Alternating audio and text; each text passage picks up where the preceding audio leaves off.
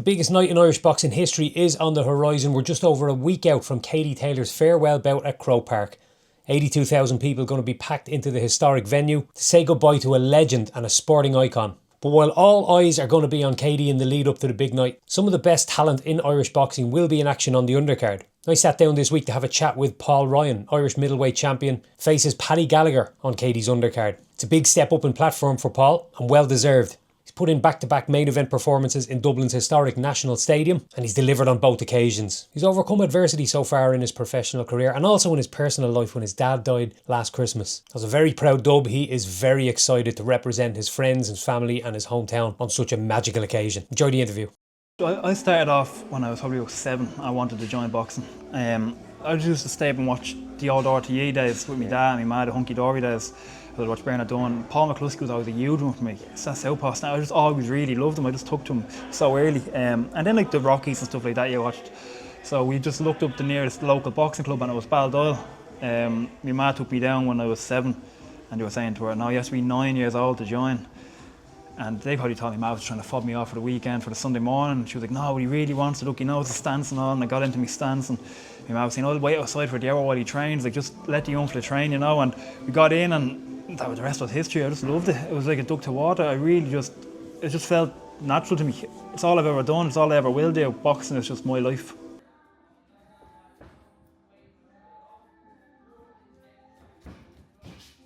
"10 days out. Tell me how we feeling." Buzzing, feeling great. The last hard bit of camp is done.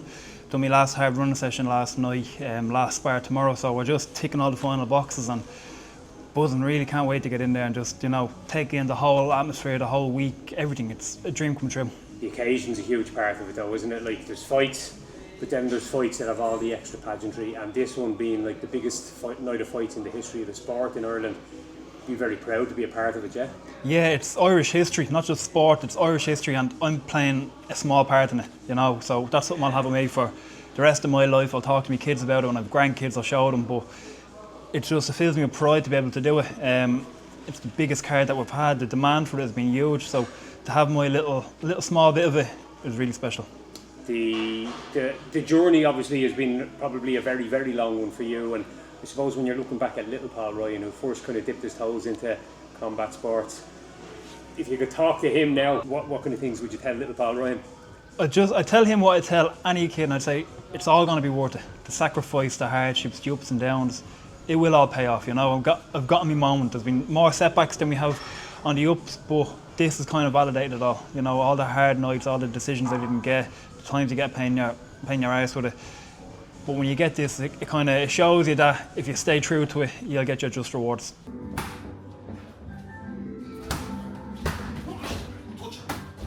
You know, you've had this sort of a rebirth almost since, you know, in the last couple of years, linking up with JB Promotions and whatnot. But we look at the period before that. We're going to maybe just gloss over your two setbacks, your two defeats. Talk to me a bit about, you know, your feelings on those and what you learned from all of those experiences, what you needed to change, what it brought you. I've learned so much from them. If I didn't have them, if I didn't get them losses when I had them, I wouldn't be the fighter I am today. Now they're hard and they still kind of, every now and again I'll think about it and I'll kick myself a little bit. But they're two different stories. The first one that I had, it was against an opponent that I was well expected to beat. And not that I overlooked him, I trained very hard. I always take my training extremely serious, but I thought that the minute I hit him, he's going to go. So I remember walking into the ring and I remember I landed a semi-good shot and I kind of wobbled him a bit and I said to myself, that's him gone. And I threw caution to the wind and I went for the kill. He winged it and got caught. That's boxing. You know, you can't be making mistakes like that. So I've righted the wrongs that I'd done there for that camp. Maybe I could have been sparring better people. So now every time I'm sparring top level lads and I put 110%, and every opponent I have now I'll treat with the utmost respect and like an absolute danger man, which they all deserve. Then the second loss, that was last year out in Saudi Arabia in the WBC Grand Prix. I was boxing a Canadian, Derek Pomerleau. And that was just a case of boxing. We started off really well. I dropped him in the first round and won the second round pretty convincingly. And he made adjustments going into the third round, and I didn't make adjustments going into my third round, and he caught me. I watched him back on the fight. He was able to close the distance and shell up and compact himself. I stayed up long.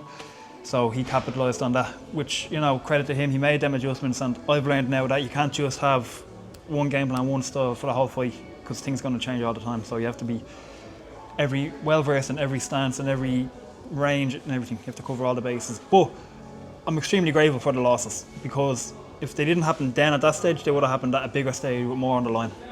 Yeah, and obviously after that then the link up with JD Promotions came. How did that all come about? Talk to me about that. I've known Jay a long while. I trained with him in here when he was with P for a while, and we were always close, and in fairness, he always reached out to me whenever there was fights on before I signed with him, offering me opponents, offering me opportunities, and before I signed up, it never worked out.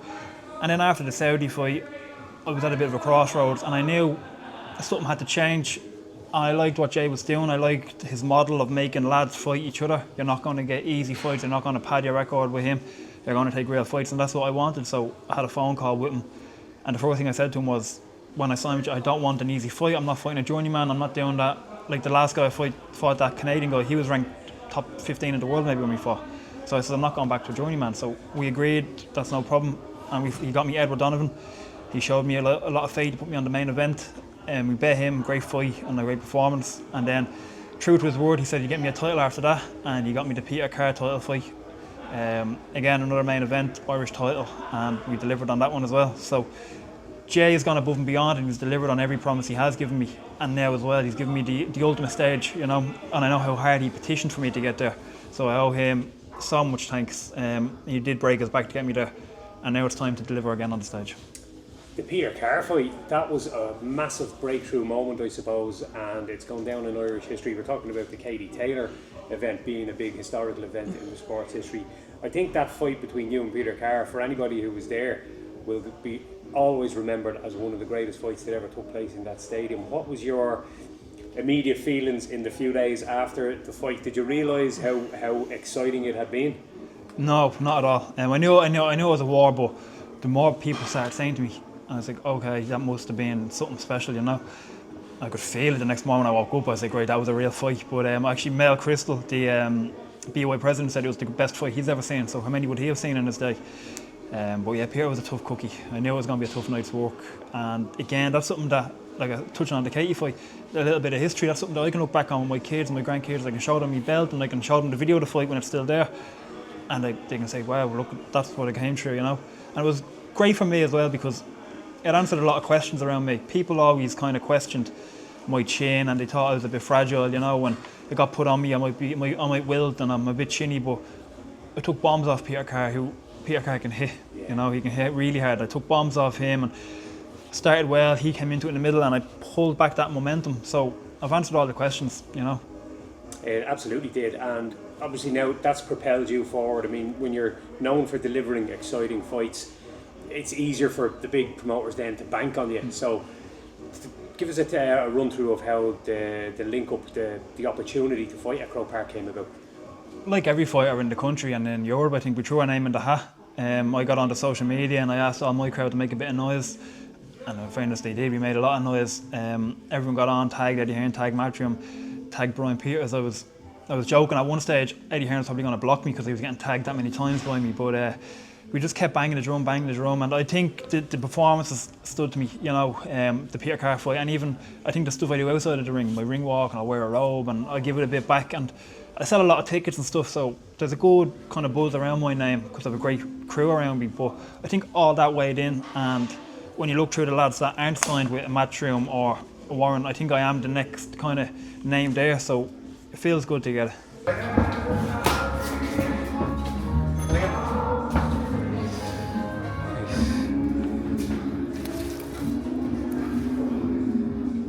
Obviously then last Christmas there was the tragic loss of your dad, and of course I knew your dad and stuff, and it's such a difficult thing for anybody to go through, and you've had to go through that, take on the reins of, you know, taking over, you know, the business and whatnot, and continue ploughing your own furrow in the world of boxing, because you're at a position there where you can't really take a step back, you know. It's got to be, you know, all in at this point. How has it been to manage everything, having to deal with loss, grief, and also stay tuned in and focused and put the work in here?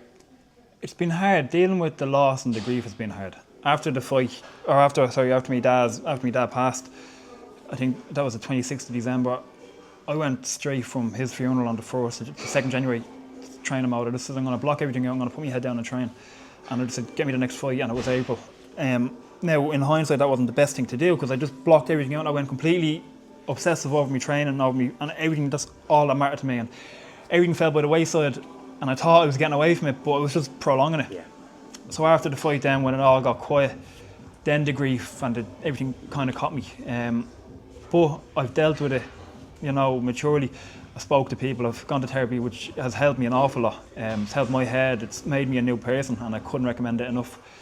I have a great support system around me with my girlfriends there, my ma's there, and then obviously my coach and all my friends and stuff. So I have really, really good people there that help me, not just through the boxing, but my own life, and even with the gym. Like right now, my gym's getting covered by my girlfriend while I skive off to train.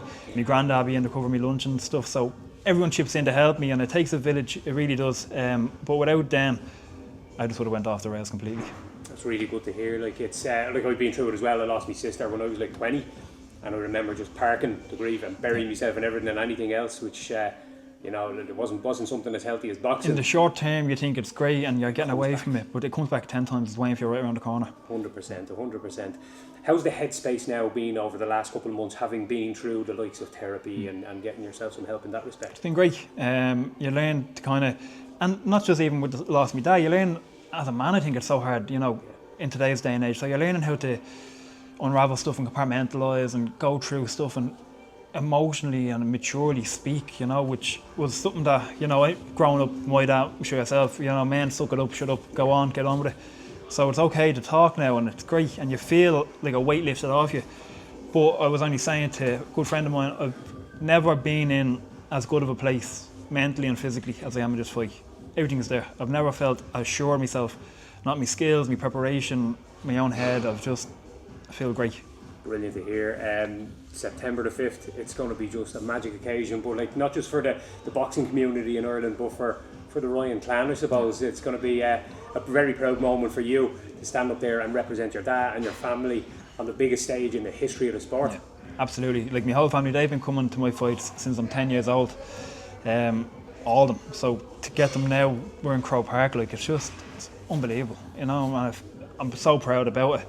I'm so happy for it, and I just can't wait to deliver on the night, because I know how hard I have worked over not just the last 12 weeks, but the last 20 years of my life. I've worked for this moment, so this isn't just it's a culmination of all that, of all the years coming through now, and I am going to put on an amazing performance. Love it. That's class. Thank you, brother.